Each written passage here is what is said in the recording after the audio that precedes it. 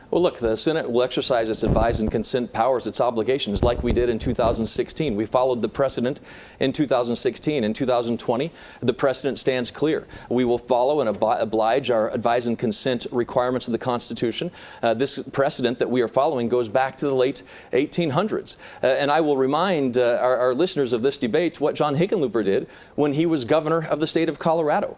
When he was governor, in his last term in office, last year in office, 2018, he appointed a justice to the Colorado Supreme Court. So he believes that you can appoint a justice in the last year of a governor's term. So I think that he actually has to square what he said 4 years ago, don't confirm a justice, do confirm a justice 4 years ago, excuse me, he said. Now he's saying don't confirm a justice. But yet he himself in 2018 put a justice on the Colorado Supreme Court. But let's talk about the kind of justices or judges that John Hickenlooper supports.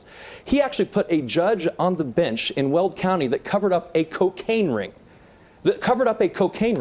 He has another judge on the bench that was a maxed-out campaign donor to his campaign. I think it's pretty clear the kind of judge or justice that John Hickenlooper wants. It is not about you, John. It is about the people of Colorado, and we need to fight like heck for every person here. So, Senator, just really briefly, why don't you stand by those words? You didn't talk about precedent in 2016. You talked about I certainly talked about precedent. You may have picked a clip where I didn't talk about precedent, but the precedent from 2016 is the precedent that we exercised our advise and consent clause powers under, the same as we are doing in 2020, a precedent that has stood since the late 1800s. Thank you very much, sir. Can I respond to his